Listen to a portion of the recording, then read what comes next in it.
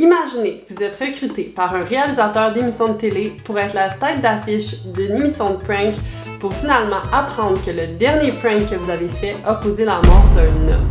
Cet homme, c'est pas n'importe qui, il s'agit de l'héritier du rôle de leader suprême en Corée du Nord. Et depuis le début, vous avez été manipulé par des espions coréens qui avaient mis en place le meurtre parfait. Je pense que si on avait voulu faire un film comme ça, on n'aurait même pas pensé à aller aussi loin. C'est pourtant ce qui est arrivé en 2017. Bonjour tout le monde, j'espère que vous allez bien. On se retrouve aujourd'hui pour une nouvelle vidéo trouble où je vous parle de l'histoire troublante de deux jeunes femmes qui ont été manipulées à assassiner Kim Jong-nam, le fils aîné de l'ancien dictateur de la Corée du Nord. Avant de commencer la vidéo, n'oubliez pas de vous abonner, de liker la vidéo si vous avez aimé et de me dire ce que vous en pensez en commentaire. Comme toujours, mes sources sont en description. Avant de vous parler de l'assassinat en tant que tel, je vais vous parler de Kim Jong-nam, l'homme ciblé par cette attaque, qui aurait pu être l'actuel chef d'État de la Corée du Nord s'il n'avait pas été assassiné. Il est né le 10 mai 1971 à Pyongyang, en Corée du Nord, et il est le fils aîné de Kim Jong-il, l'ancien dictateur de la Corée du Nord. Kim Jong-un, le leader actuel, est en fait son demi-frère parce qu'ils n'ont pas la même mère. Kim Jong-nam, alors qu'il était jeune, il était caché et gardé secret. Son père l'avait eu avec une femme qui n'était pas approuvée par la famille. Alors qu'il était jeune enfant, il n'allait pas à l'école et vivait chez sa tante en secret qui lui faisait l'école à la maison. Pendant sa jeunesse, il est allé visiter de la famille en Russie, il a un peu voyagé hors de la Corée du Nord et il va finalement être envoyé en Russie et en Suisse pour ses études. Il reviendra en Corée du Nord en 1988 à ses 17 ans. Il a donc passé la majorité de sa jeunesse hors de la Corée du Nord. Il est décrit comme quelqu'un d'artistique, de sensible, mais qui se met en colère facilement. Sa tante dit qu'il aurait déjà confié ne pas vouloir succéder à son père. Il était intéressé au cinéma, il écrivait des scripts et il faisait aussi des courts-métrages. Son père lui avait même fabriqué un petit plateau de tournage. Malgré qu'il avait été gardé secret pendant plusieurs années, il est devenu, au fil des ans, l'héritier privilégié pour la succession de son père. En 1998, vers la fin de sa vingtaine, il est entré en politique dans le ministère de la Sécurité publique de la Corée du Nord. Il s'est fait donner un uniforme de général et s'est fait assigner un poste dans la police secrète. Mais il n'était pas heureux. À cause de son éducation, il s'était beaucoup accommodé au mode de vie plus libre et il avait des opinions un peu plus progressistes. Il prenait des vacances luxueuses dans d'autres pays dès qu'il le pouvait. Par exemple, malgré que le Japon et la Corée du Nord sont en mauvais termes, Kim Jong-nam s'est rendu quelques fois au Japon avec des faux passeports en cachette de sa famille. Peut-être que son père doutait de ses capacités de dictateur parce qu'il va être réassigné dans un poste du comité des technologies de l'information. Et là, quelques temps plus tard, 5 mois après une rencontre en Chine avec son père pour discuter de l'industrie de la technologie de l'information, il est arrêté au Japon, à l'aéroport de Narita. Il est accompagné de 2 femmes et de son fils de 4 ans. Il avait un faux passeport dominicain et il utilisait un autre nom, un nom chinois. Il va être déporté en Chine et il va avouer s'être rendu au Japon pour visiter le Disneyland de Tokyo. Cet événement a été un point tournant pour lui. Il est devenu la honte de la famille. Disneyland, c'est tout ce qui est de plus américain, alors que la Corée du Nord déteste les États-Unis. Mais ça faisait déjà un certain temps, selon lui, que son père avait changé d'idée pour sa succession.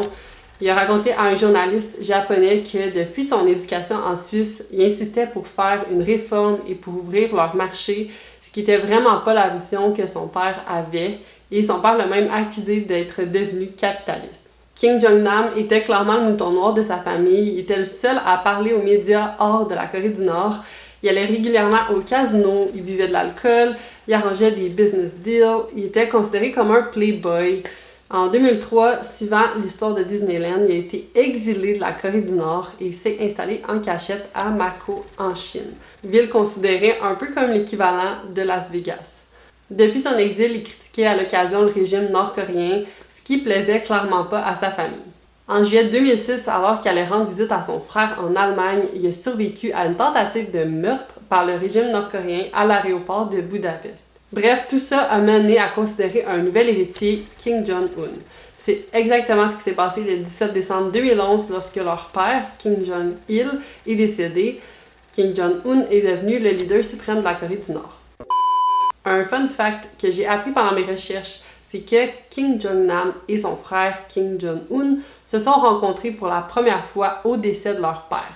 C'est une coutume que les enfants du dictateur, les potentiels successeurs, soient élevés séparément. Mais imaginez, il est revenu en Corée du Nord pour le décès de son père et il a rencontré son demi-frère pour la première fois de sa vie. Mais quelques années auparavant, son demi-frère avait essayé de le tuer. On peut-tu en parler d'à quel point c'est une famille dysfonctionnelle? Malgré qu'il est allé en Corée du Nord, il n'était pas aux funérailles pour pas créer de la confusion par rapport à la succession. L'année suivante, en 2012, un journaliste japonais a publié un livre, Mon père, Kim Jong-il et moi. C'est un livre basé sur plusieurs interviews qu'il a fait avec Kim Jong-nam. Puis selon lui, il disait s'attendre à ce que son frère cadet échoue son règne, qui était trop inexpérimenté et beaucoup trop jeune. Il disait aussi que sans réforme, la Corée du Nord allait s'effondrer et que par le fait même, le régime allait aussi s'effondrer. Son demi-frère, insulté d'apprendre ça, a donné l'ordre de faire tuer Kim Jong-nam. La même année, en 2012, il y a eu une autre tentative de meurtre sur lui. Puis voyant que son demi-frère ne prenait pas bien la critique, il lui a envoyé une lettre le suppliant d'arrêter d'essayer de le tuer. Il a écrit « S'il vous plaît, retirez l'ordre de nous punir, moi et ma famille. Nous n'avons nulle part où se cacher. Le seul moyen de s'échapper est de choisir le suicide. » À ce point-ci, ça faisait déjà 6 ans que son demi-frère essayait de le tuer. Mais installez-vous bien parce que le plan qu'ils vont avoir mis en place pour finalement réussir leur coup est complètement fou. Tout a commencé alors que 2 femmes, Siti Asia et Doan Thi Wang, se sont fait recruter à leur insu par des Nord-Coréens. Je suis tombée sur le reportage de Doug Buck Clark qui s'est même déplacé en Asie et qui a suivi les traces de Siti Asia. Siti travaillait comme masseuse dans un bar à Kuala Lumpur, en Malaisie, lorsqu'elle a été mise en contact avec un des organisateurs du plan. À la base, elle vient d'un petit village conservateur appelé Rangkasumur en Indonésie, puis elle est née en 1992. Plusieurs personnes de ce genre de village voient les grandes villes comme dangereuses et non religieuses, mais Siti voyait les grandes villes comme quelque chose de glamour, une vision complètement influencée par la télévision et les films. La mère de Siti dit que pour sa fille, son désir de découvrir la grande ville était irrésistible. C'est pour ça qu'à 14 ans, elle est déménagée dans un coin pauvre de Jakarta pour travailler dans un atelier comme couturière. Elle travaillait 13 heures par jour et gagnait 50 $ par mois. À 16 ans, elle s'est mariée avec le fils du propriétaire de l'atelier puis ils ont eu un enfant peu de temps après. En 2015, elle se met à travailler comme masseuse, prostituée et escorte, offrant ses services pour seulement 40 $. Un soir, alors qu'elle n'a pas réussi à faire beaucoup d'argent, un chauffeur de taxi qu'elle connaissait déjà, appelé John, lui dit qu'il connaît un homme qui cherche des filles qui seraient prêtes à être filmées en train d'étaler de l'huile sur le visage d'inconnus. Au début, Siti pensait que c'était pour un film porno, mais intéressée par le fait que ça payait 100 $, elle a accepté de le rencontrer. L'homme en question s'est présenté sous le nom de James, 30 ans et japonais. Comme James ne parlait pas la même langue que Siti, il communiquait dans un anglais un peu cassé. Il lui explique qu'il produit une émission humoristique de style caméra cachée qui va être diffusée sur YouTube en Chine et au Japon. Comme audition, James demande à Siti d'aller mettre de l'huile de bébé sur le visage d'une femme en public alors qu'il enregistre la scène avec son cellulaire. Siti devait ensuite s'excuser d'avoir mis de l'huile au visage des personnes. Simple comme ça, elle venait de faire un premier 100 $. Plus tard, dans la même matinée, ils se sont dirigés dans un centre commercial et Siti a fait un deuxième coup. En quelques minutes, elle faisait plus d'argent qu'elle avait jamais fait. Le lendemain, ils ont refait des pranks à l'aéroport cette fois-ci. En plus de faire de l'argent, elle pensait être sur la bonne voie pour devenir actrice. Elle disait à ses proches qu'elle allait devenir bientôt une célébrité. Mais en réalité, elle se faisait entraîner et surtout habituée à ce genre de prank pour le jour fatidique. Tout cela faisait partie d'un plan méticuleux. Le 21 janvier, James lui fait prendre l'avion pour aller au Cambodge. C'est à ce moment-là qu'elle se dit que sa vie est réellement en train de changer pour le mieux. Arrivé à la capitale du Cambodge, James l'informe qu'il sera remplacé par un collègue appelé Chang, un homme de 34 ans chinois. Elle participe donc à 3 sessions de pratique avec lui dans un aéroport. À son retour 2 semaines avant l'attaque finale, elle fait encore des pranks à l'aéroport de Kuala Lumpur sous la supervision de Chang. Elle avait même eu une augmentation et était payée 200 $ américains par prank. Le 8 février, Chang donne 4000 $ à Siti pour qu'elle réserve un vol vers Mako, la ville où vit Kim Jong-nam. Mais le lendemain, Chang annule le voyage, la cible est dans leur ville à Kuala Lumpur. Elle pratique d'autres pranks le 11 février et se fait dire par Chang que le prochain prank aura lieu le 13 février. À 8 h du matin, le 13 février, elle se retrouve à l'aéroport de Kuala Lumpur. Pour elle, il s'agit d'un autre jour de prank comme un autre, mais cette fois, Chang lui annonce qu'une deuxième femme va les rejoindre et qu'elle devra quitter quand la deuxième femme aura fait sa partie du prank. Quand Kim Jong-nam est entré à l'aéroport, Chang pointe à Siti la cible. Il porte un veston gris avec un sac à dos foncé.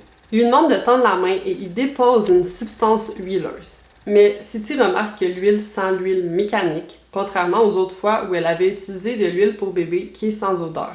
Mais elle se pose pas plus de questions. Comme toujours, il lui dit qu'elle devra s'excuser à l'homme et quitter rapidement, d'autant plus qu'il a l'air riche. Après avoir enduit l'huile sur le visage de sa cible, elle est partie en direction des toilettes, s'est lavé les mains et est partie magasiner dans un centre commercial. En après-midi, elle retournait à son emploi de masseuse pour son chiffre du soir, comme si rien n'était, en attendant le prochain prank. Après avoir fait son coup, la deuxième femme, Duan Thi Wang, qui a un parcours assez similaire à Siti, s'avance et enduit à son tour le même homme d'un liquide avant de s'enfuir vers les toilettes et retourner à sa vie normale. Duan Thi Wang, la deuxième femme à avoir participé à son insu au meurtre de Kim Jong-nam, était aussi un peu dans la même position que Siti. Elle rêvait de devenir une star, elle avait même auditionné pour l'émission vietnamienne de Pop Idol en 2016. Vers la fin de l'année, en décembre, elle s'est fait recruter à Hanoï par l'ami d'un ami. Les deux femmes ne se connaissaient donc pas du tout. Dans le cas de Duan, la personne qui l'a recrutée s'est présentée comme Monsieur Y, puis lui a dit qu'il travaillait pour un média coréen puis il réalisait des vidéos de prank. Lorsqu'elle a accepté de travailler avec lui, Monsieur Y s'est présenté comme étant maintenant son manager. Pour elle, tout semblait légitime. Dans une entrevue qu'elle a faite après les événements, elle continue même de l'appeler son manager. Elle a voyagé avec lui en Malaisie et au Cambodge pour faire des vidéos. Elle était en pleine confiance et se confie en disant « J'ai toujours été dans mon propre pays, j'ai pensé que ça devait être passionnant de travailler comme une actrice. » Une vidéo de surveillance a même été retrouvée par la suite où on voit Duan faire ses pranks dans le même aéroport à Kuala Lumpur quelques temps avant la vraie attaque. Duan a fait un peu moins de pranks que Siti, elle en a fait seulement à 4 reprises, contrairement à Siti qui en a fait à 10 reprises. Et les pranks variaient aussi entre mettre ses mains sur le visage d'inconnu, à même embrasser la joue d'un inconnu pour finalement s'excuser et partir rapidement. On peut dire que tout ça est louche et qu'elle aurait pu se poser des questions, mais il faut se rappeler qu'elles étaient aveuglées par leur désir de devenir actrice et surtout de se sortir de la misère. Même si c'était trop beau pour être vrai, elle gagnait de l'argent beaucoup plus qu'auparavant. 2 mois plus tard, le jour fatidique, Duan s'est fait dire la même chose que Siti, qu'une autre femme va participer aussi au prank cette fois-ci. Duan a même demandé à pas savoir qui allait être l'autre femme à l'avance pour que l'effet du prank soit le plus naturel et réaliste possible. Les hommes identifient une cible, Kim Jong-nam, en train de faire son enregistrement. Les 2 femmes se dirigent vers lui et lui mettent au visage un liquide huileux, chacun à leur tour. Il y a même une vidéo de surveillance où on voit bien Duan s'approcher de Kim Jong-nam et lui mettre les mains au visage. En fait, Monsieur Y et James, c'est des espions de la Corée du Nord et étaient à la recherche de marionnettes pour accomplir le meurtre de Kim Jong-nam. Les hommes avec qui elles ont travaillé étaient tous dans le coup. Probablement même que les personnes qui subissaient les pranks faisaient partie du plan. Du moment que Kim Jong-nam a quitté Mako, des espions le suivaient, ils étaient à bord de son vol, un autre groupe le suivait à l'aéroport, tout était extrêmement bien planifié. Alors que Kim Jong-nam était en train de faire son enregistrement pour son vol, 2 femmes s'approchent de lui, lui passent les mains sur le visage, laissant derrière elles une coulée huileuse. Les 2 femmes partent en courant vers des toilettes séparément. Pendant ce temps, un espion de la Corée du Nord surveillait que les 2 femmes accomplissaient bel et bien leur mission. Un autre agent était dans un café de l'aéroport et surveillait la suite des événements de son point de vue. Un autre espion a été vu discuter avec les autres, probablement pour leur confirmer que la mission était réussie. Le liquide huileux qui a été utilisé serait en fait un agent neurotoxique appelé VX. C'est dangereux au point d'être classé comme une arme de destruction massive par les États-Unis. Puis la dose requise pour tuer quelqu'un est d'à peine 10 mg au contact de la peau. Puis elle a été bannie mondialement depuis la Convention des armes chimiques en 1993. Évidemment, la Corée du Nord s'est jamais engagée dans cette convention. Concrètement, cette neurotoxine s'attaque au système nerveux central et musculaire. C'est l'agent le plus toxique jamais synthétisé et peut provoquer la mort en seulement quelques minutes. Comment Siti et Duan ont survécu si elles ont été en contact avec le produit et comment est-ce que ces espions ont été capables de faire entrer dans un aéroport international une arme autant dangereuse? En fait, le produit utilisé dans ce cas-ci était sûrement une version modifiée appelée VX2. C'est le même produit mais créé à partir de 2 composés non réactifs. Lorsque les 2 composantes ont été mises en contact, Quand les deux femmes ont déposé les produits sur le visage de Kim Jong-nam, les deux composants ont réagi et ont créé la neurotoxine V10. Cette façon de fonctionner rend l'exécution de la mission beaucoup plus simple, les risques de se faire prendre avec le produit est grandement diminué et les deux femmes sont beaucoup moins à risque de complications. Justement, le fait qu'elles soient tout de suite allées se laver les mains leur ont peut-être sauvé la vie. Surtout dans le cas de Douane, en fait, parce qu'elle était la deuxième personne à appliquer le produit, donc elle a pu avoir un peu de réaction sur ses mains. Suivant l'attaque, Kim Jong-nam comprend pas trop ce qui se passe et se dirige vers des employés de l'aéroport pour partager ce qu'il vient de vivre. Il était dirigé vers la clinique de l'aéroport pour être évalué. Pendant ce temps, un autre espion suivait ses moindres gestes. En quelques minutes, Kim Jong-nam s'est mis à avoir des douleurs et est tombé sans connaissance. Les symptômes de ce type de poison sont la toux, la vision floue, la cage thoracique qui se comprime, la fatigue et éventuellement des crises d'épilepsie, puis la mort. Il a été transporté en ambulance, mais n'a même pas pu se rendre à l'hôpital parce qu'il est décédé en 20 minutes. Pendant ce temps, les espions nord-coréens ont pris un vol en direction de la Corée du Nord. Selon un ancien chef de la section recherche des services secrets sud-coréens, lui, ce qu'il dit, c'est « Ce meurtre fait partie d'un plan implacable. La Corée du Nord voulait envoyer un message au monde en exécutant Kim Jong-nam de cette façon horrible. Ils ont voulu terroriser le reste du monde en utilisant une arme chimique dans un aéroport. Kim Jong-un veut régner longtemps et négocier en tant que superpuissance. Il y a un plan global et ça en fait partie. » Il justifie ça par le fait que les espions présents au moment du meurtre dans l'aéroport n'avaient pas du tout cherché à se cacher. On voyait même leur visage sur les caméras de surveillance. Au début, personne n'avait fait le lien de qui il était parce qu'il y avait sur lui des faux papiers et une fausse identité. Les autorités ont retrouvé dans son sac à dos 120 000 $. Des experts supposent que c'était peut-être de l'argent reçu après avoir fourni des informations sur le régime nord-coréen à la CIA. Mais saviez-vous ce qu'il y avait en plus dans son sac? 12 fioles d'antidote contre la neurotoxine V10. Il vivait tellement dans la peur et savait que ce poison pouvait être utilisé contre lui qu'il traînait en tout temps l'antidote. Mais la façon que ça a été fait et la quantité qui a été mise sur son visage, il n'a jamais pensé que ça pouvait être ça. Normalement, c'est utilisé avec une très petite quantité. Quand il a pu être identifié, le gouvernement de la Malaisie a voulu faire une autopsie pour comprendre ce qui avait pu causer sa mort. Au début, on pensait à une crise cardiaque. Mais la Corée du Nord ne voulait pas. Il voulait qu'on lui envoie le corps de Kim Jong-nam avant de faire une autopsie. Ah ben, quelle surprise! Ils les ont pas écoutés et ont procédé quand même à faire l'autopsie et c'est à ce moment que des traces de la neurotoxine V10 ont été retrouvées sur son visage. Évidemment, la Corée du Nord a nié toute accusation dans cette affaire. Pourtant, les 4 hommes de la Corée du Nord qui étaient à l'aéroport ont quitté le pays. 9 jours plus tard, la police de la Malaisie a même reporté une tentative d'entrée par infraction à l'endroit où le corps de Kim Jong-nam était. Les 4 hommes de la Corée du Nord ainsi que les 2 femmes vont rapidement être accusés de meurtre. Mais comme les femmes sont les 2 seules au pays, elles vont être les seules qui vont être arrêtées. L'enquête et le procès sur ce meurtre durera plus de 2 ans. Les 2 femmes avaient aucune idée de ce qui s'est passé au point où les 4 premières fois que l'ambassade indonésienne est venue visiter Siti après son arrestation, elles pensaient que tout ça faisait encore partie du prank, que le fait d'être en prison faisait partie du prank. L'ambassadeur indonésien en Malaisie raconte ses visites avec Siti en disant « La première fois que nous lui avons rendu visite, elle demandait sans cesse quand pourrait-elle quitter la prison. La deuxième fois, elle s'est plainte de ne pas avoir été payée pour le dernier prank. La troisième fois, elle nous a accusés de faire partie du prank. La 4e fois, nous lui avons montré un journal prouvant que Kim Jong-nam était mort. Quand elle l'a vu, elle s'est mise à pleurer. » C'est quand le juge a annoncé que son procès allait commencer en octobre qu'elle a réalisé l'ampleur de la situation.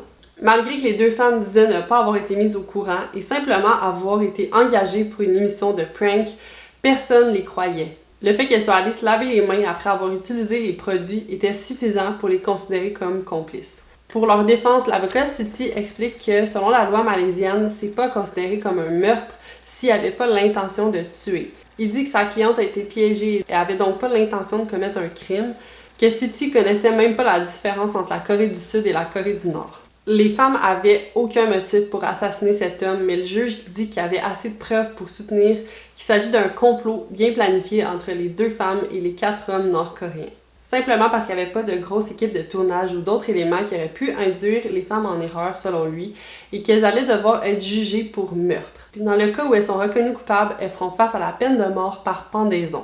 Oui, même en 2017. Petite parenthèse ici, la peine de mort a officiellement été abolie en Malaisie cette année, le 4 juillet, fait que c'est très récent.